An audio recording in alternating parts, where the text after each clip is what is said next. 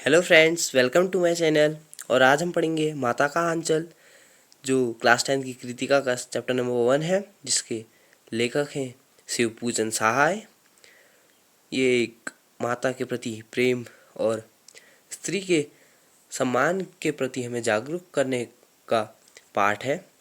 और इसको मैं आपको लाइन बाय लाइन एक्सप्लेनेशन दूंगा, इसलिए बिना स्किप करे ध्यान से सुनिए। हमारे पिता तड़के उठकर, तड़के यानी एक तरह का व्याग यंत्र, निवट नहाकर पूजा करने बैठ जाते थे। हम बचपन से ही उनकी अंग लग गए थे। माता से केवल दूध पीने तक का नाता था, इसलिए पिता के साथ ही हम भी बाहर की बैठक में सोया करते थे। वो अपने साथ ही हमें भी उठाते और साथ ही नहला धुलाकर पूजा पर बिठा लेते। हम बभूत का तिलक लगा देने के लिए उनको दिक करने लगते। कुछ हंसकर, कुछ झुँझलाकर और कुछ डांटकर वह हमारे चौड़े ललार में त्रिपुंड कर देते। हमारे ललार में बभूत खूब खिलती, सिर में लंबी लंबी जटाएं थी। बभूत रमने से हम खासे भंबोले बन जाते। अब इसका भावार्थ आपको समझाता हूँ। हमारे पिता तड़के उठकर, जो कवि के पिता हैं, वो सुबह जल्दी उठकर नहा धोकर पूजा करने बैठते। कवि को बचपन से ही अपने पिता के साथ रहने में अच्छा लगता था और वो उनके साथ ही रहते थे। उनके अंग लग चुके थे। माता से केवल दूध पीने तक का नाता था, माता से सिर्फ खाने पीने का नाता था। इसलिए वो भी पिताजी के साथ बाहर ही सोया करते थे और जल्दी उठकर नहा धोकर पूजा पे बैठ जाते थे। जो कवि हैं, वो विभूत जो होती है, जो राख की होती है, उसका तिलक अपने लगाने के लिए जिद करने लगते हैं। कभी हंसकर, कभी झुंझलाकर और कभी डांट कर उनके पिताजी उनके चौड़े लिलार यानी जो ललाट होता है, जो सिर होता है के नीचे जो फोरहेड होता है, उसमें त्रिपुंड कर देते। 3 उंगलियों से जो हमारे लॉर्ड शिवा है, उनके सिर में जो त्रिपुंड 3 लाइन्स होती हैं जो वाइट कलर की, वो त्रिपुंड होता है। वो हमारे लिलार में बभूत खूब खिलती, सिर की लंबी लंबी जटाएं थी। बभूत रमने से हम खासे भंबोले बन जाते। जो कवि हैं, वो बभूत उनको लगती तो वो खासे भंबोले जैसे बन जाते।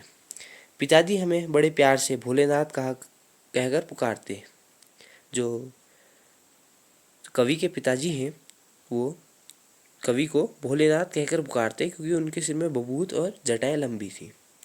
पर असल में हमारा नाम था तारकेश्वर नाथ। कवि का नाम तारकेश्वर नाथ था। हम भी उनके बाबूजी कहकर पुकारते और माता को मैया। कवि अपने पिताजी को बाबूजी कहता और माता को मैया कहता। जब बाबूजी रामायण का पाठ करते, तब हम भी उनके बगल में बैठे बैठे आईने में अपना मुंह निहारते रहते। जो कवि के बाबूजी हैं, वो रामायण जो एक धर्म ग्रंथ है, उसका पाठ करते और जो कवि है वो अपना चेहरा, जो आईना होता है, उसमें निहारते रहते, देखते रहते। जब वो हमारे ओर देखते, तब हम कुछ लजा कर और मुस्कुरा कर आईने के नीचे रख देते और वह भी मुस्कुरा पड़ते। पूजा पाठ कर चुकने के बाद वह राम राम लिखने लगते। कवि के जो पिताजी हैं, वो पूजा पाठ जब पूरी हो जाती तो राम राम एक पर्ची में लिखने लगते। अपने एक राम नाम बही पर 1000 राम नाम लिखकर वह उसे पाठ करने की पोथी के साथ बाहर रख देते। जो कवि के पिताजी हैं, वो राम नाम बही, एक रजिस्टर होता है बही, उसमें 1000 बार राम नाम लिख देते और उसे पाठ करते। फिर 500 बार कागज के छोटे छोटे टुकड़ों पर राम नाम लिखकर आटे की गोलियों में लपेटते और उन गोलियों को लेकर गंगा जी की ओर चले पड़ते। जो कवि के पिताजी हैं, वो 500 बार कागज जो पेपर होता है, उस पर राम नाम लिखते और आटे की गोलियों के अंदर कागज को मिक्स करते और उनको लेकर जो गंगा नदी है उसकी ओर चलते मछलियों को खिलाने के लिए। उस समय भी हम उनके कंधे पर विराजमान रहते। कवि अपने पिताजी के साथ गंगा घाट पर जाते हैं। वह भी गंगा जो गंगा नदी है उनके साथ एकाएक आटे की गोलियां फेंककर मछलियों को खिलाने लगते हैं। तभी हम उनके कंधे पर बैठे बैठे हंसा करते थे। जब भी वो मछलियों को चारा देकर घर की ओर लौटने लगते, तब बीच रास्ते में झुके हुए पेड़ों की डाली पर हम बिठाकर झूला झुलाते। जो कवि हैं वो गंगा घाट जो रास्ता है, गंगा घाट जाते समय जो रास्ता है वहाँ उनको पेड़ मिलते थे और उनकी डालियों पे कवि के पिताजी कवि को बिठाकर झुलाया करते थे। कभी कभी बाबूजी हमसे कुश्ती भी लड़ते थे। वह शिथिल होकर हमारे बल को बढ़ावा देते और हम उनको पछाड़ देते। यह उतान पड़ जाते और हम उनकी छाती पर चढ़ जाते। कवि के बाबूजी कवि से बड़ा प्रेम करते हैं और कवि से कुश्ती भी लड़ते हैं। जो बच्चों के साथ खेल खेल के कुश्ती लड़ते हैं और शिथिल होकर हमारे बल को बढ़ावा देते हैं। यह उतान पड़ जाते हैं। उतान यानी पीठ के बल गिर जाते हैं ज़मीन में और उनके बल को बढ़ावा देते हैं। जब हम उनकी लंबी लंबी मूँछों को उखाड़ने लगते, तब वो हंसते हंसते हमारे हाथों को मूँछों से उखाड़ कर उन्हें चूम लेते। कवि जब अपने पिताजी की मूँछें खींचने लगते, तो जो कवि के पिताजी हैं वो हंस हंस कर उनके हाथों को मूँछों से छुड़ाते और चूम लेते।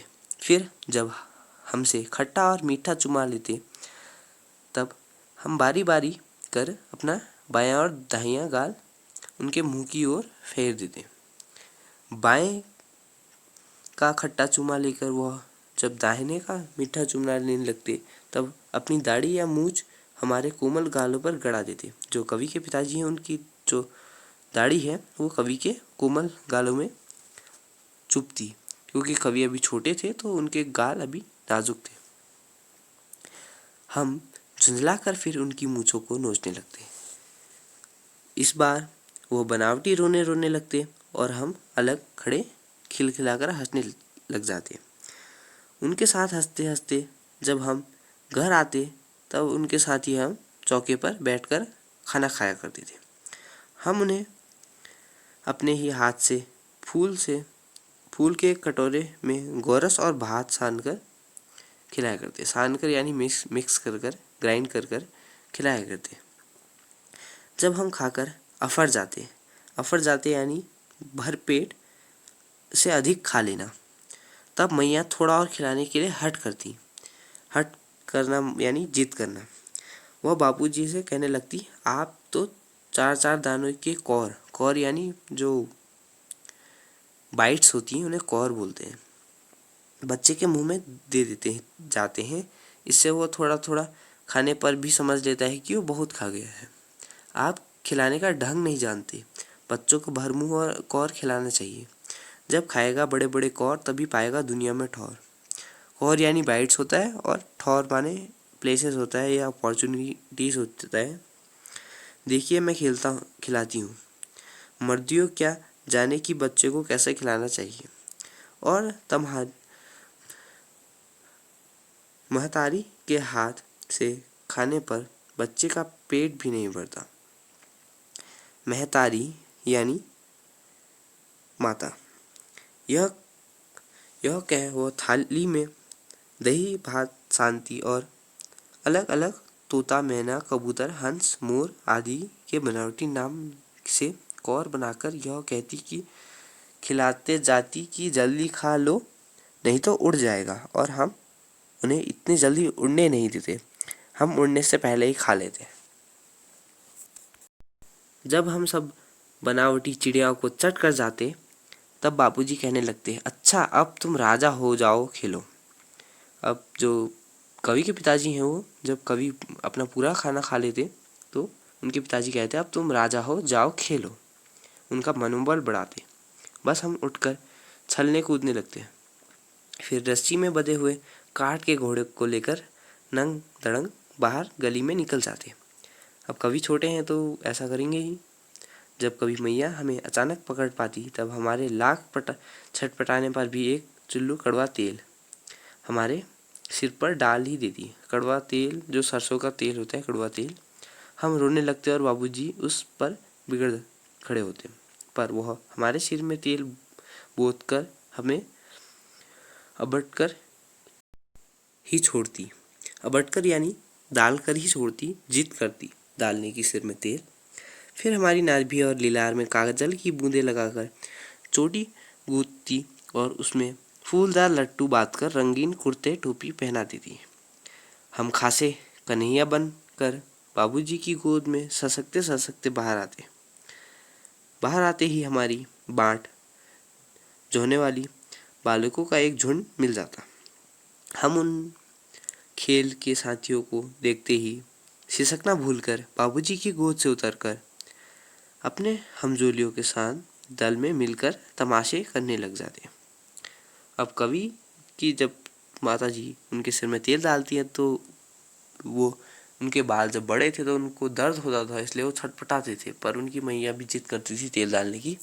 और जब वो उनकी मैया उनको सज सवार कर बाहर भेजती तो अपने बाबूजी के साथ बाहर आते और गली में चले जाते। जब उनको गली में उनके दोस्त मिलते तो वो अपना रोना भूलकर उनके साथ खेलने लगते।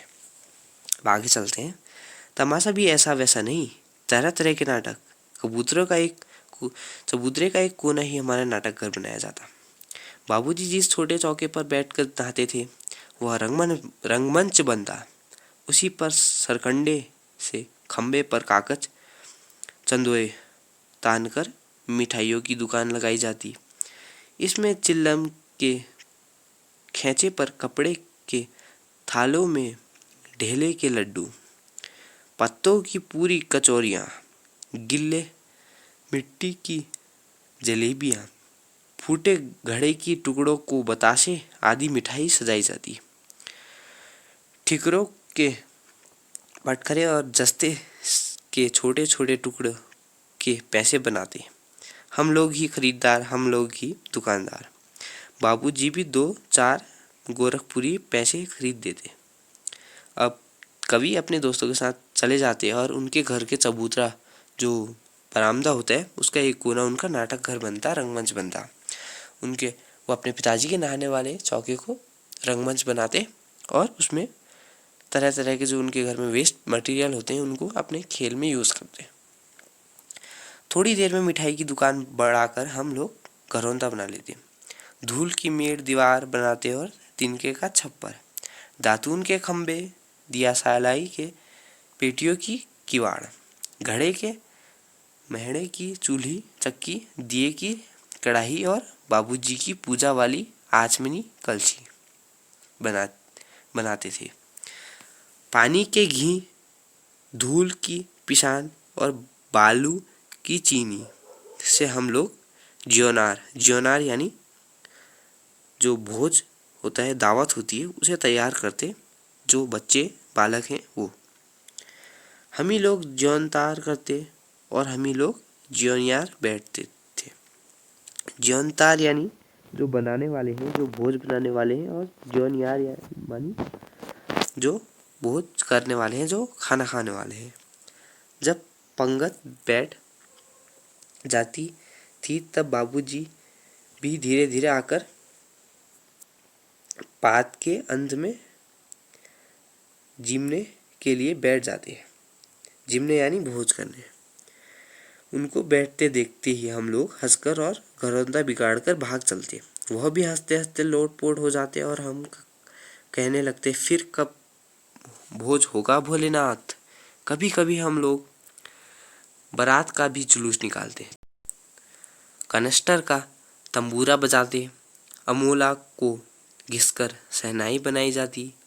अमोला आम का अगला हुआ पौधा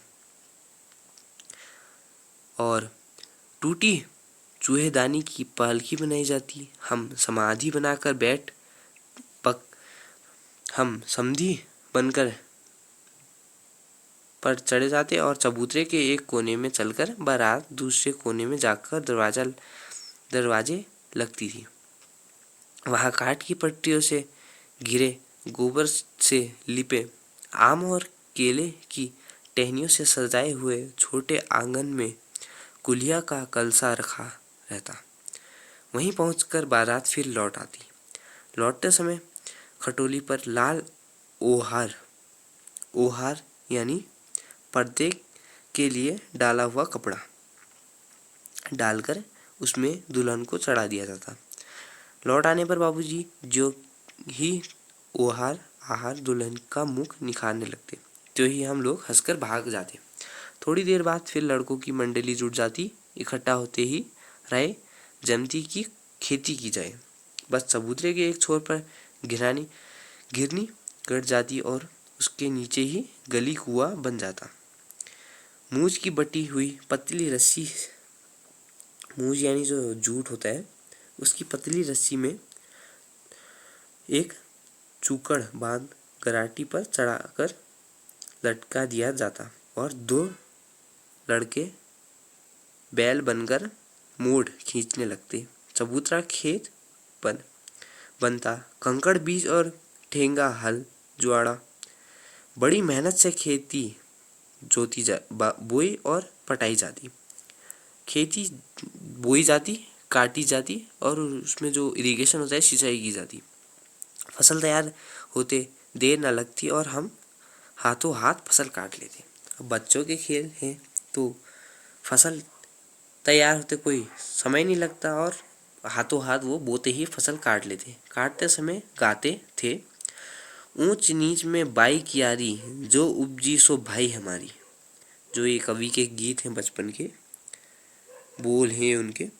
फसल को एक जगह रखकर उसे पैरों से रौंद डालते। रौंदना यानी जो कुचलना होता है उसे बोलते हैं रौंदना। कसोरे शब्द का अर्थ है मिट्टी का बना छिछला कटोरा। छिछला यानी जिसमें छेद होते हैं का सूप बनाकर औसाते और मिट्टी के दिए के तराजू पर तोलकर राशि तैयार कर दी जाती। अब जो उनने फसल बनाई है उसको बेचा भी जाता था, तोलकर बेचते थे वो। इसी बीच बाबूजी आकर पूछ बैठते, इस साल की खेती कैसी रही भोलेनाथ। उनके बाबूजी भी हंसमुख थे तो भोलेनाथ से बोलते कि मजाकिया थे तो मजाक करते कि भोलेनाथ इस साल कैसी रही खेती। बस फिर क्या, हम लोग ज्यों का त्यों खेत खलिहान छोड़कर हंसते हुए भाग जाते। कैसी मौज की खेती थी। ऐसा ऐसा नाटक हम लोग बराबर खेला करते थे। बटोही की कुछ देर ठिठक कर हम लोगों के तमाशे देख लेते थे। जब कभी हम लोग ददरी के मेले में जाना वाले आदमियों का झुंड देख पाते तब कूद कूद कर चिल्लाने लगते, चलो भाइयों ददरी सूत पिसान की मोटरी। अगर किसी दुल्हन के आगे आगे जाती हुई ओहारदार पालकी देख पाते तब खूब जोर से चिल्लाने लगते, रहरी मैं रहरी पुरान रहरी, ढोला के कन्या हमार मेहरी। रहरी यानी अरहर, पुरान अरहर। अब अगला वाक्य देखते हैं। इसी पर एक बार बूढ़े वर ने हम लोगों को बड़ी दूर तक खदेड़ कर ढोले से मारा था। अब किसी जो खड़ूस बूढ़ा होगा उसने जो ये भोलेनाथ हैं मतलब यानी जो कवि हैं इनको खदेड़ दिया था, भगा दिया था क्योंकि उनका मजाक बना रहे थे। न जाने किस ससुर ने वैसा जमाई ढूंढ निकाला था। वैसा घोड़ा मुंह आदमी हमने कभी नहीं देखा था। आम की फसल में कभी कभी आंधी आती थी और आंधी के कुछ दूर निकल जाने पर हम लोग बाग की ओर दौड़ पड़ते हैं क्योंकि आम झड़ जाते थे आंधी आने में। वहाँ चुन चुन कर गुले गुले गोपी आम चबाते थे। गुले गुले यानी पके पके आम जो राइप।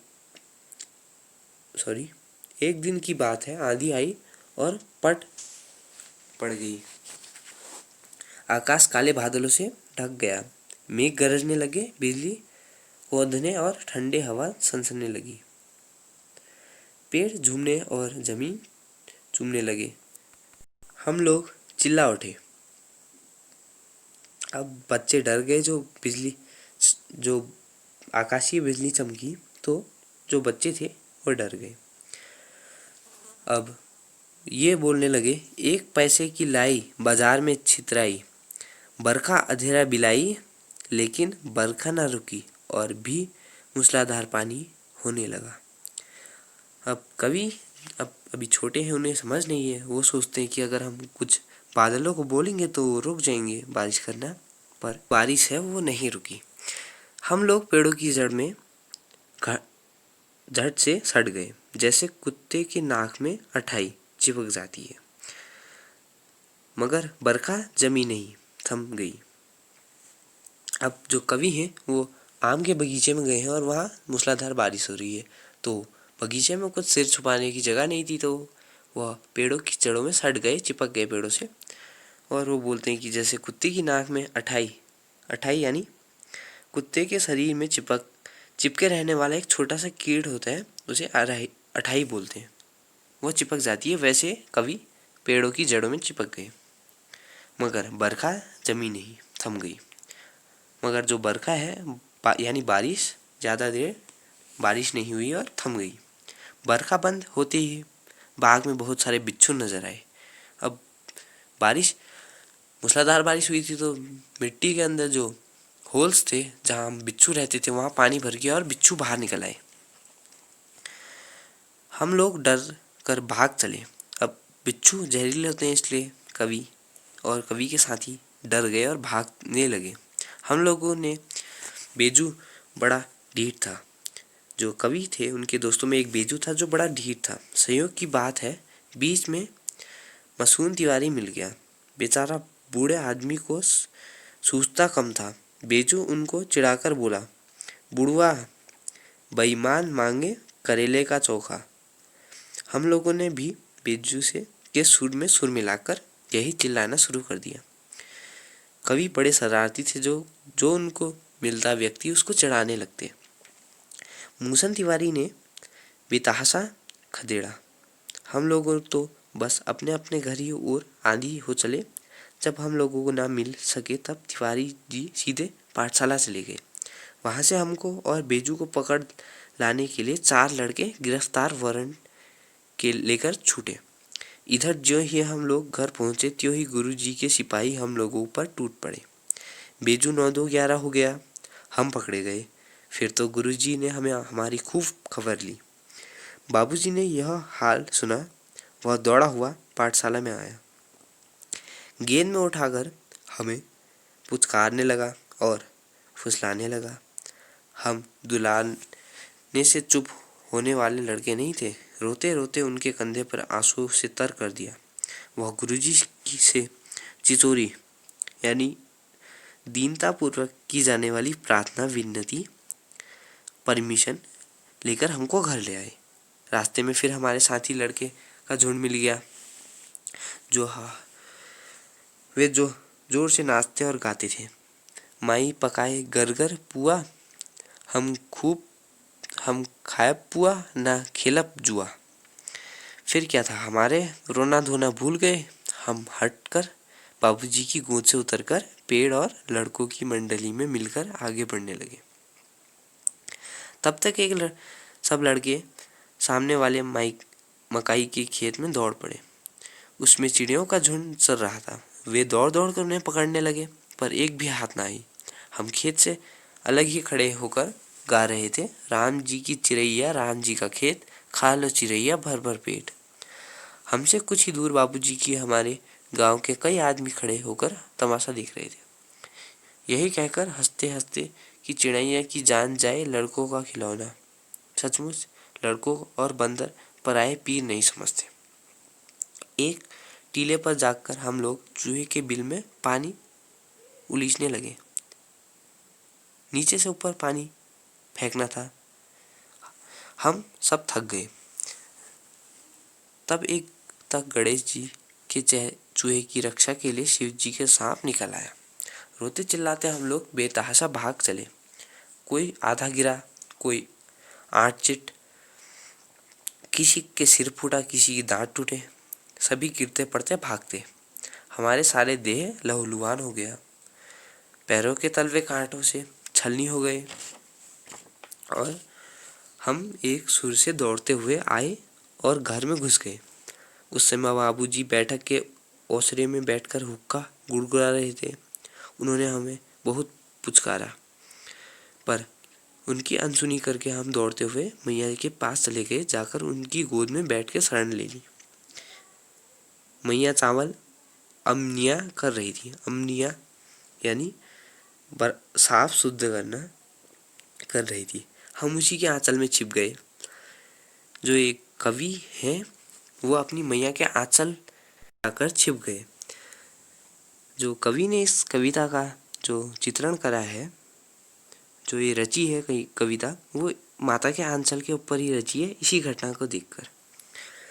इसी घटना की जो इससे यह मैसेज आता है कि मैया, जब बच्चा दुखी होता है, परेशान होता है या डरा हुआ होता है, वो अपनी सब कुछ छोड़कर अपनी मैया के आंचल में छिप जाता है और मैया के पास उसको सेफ जो सिक्योरिटी में जो उसके, आप समझ ही गए होंगे।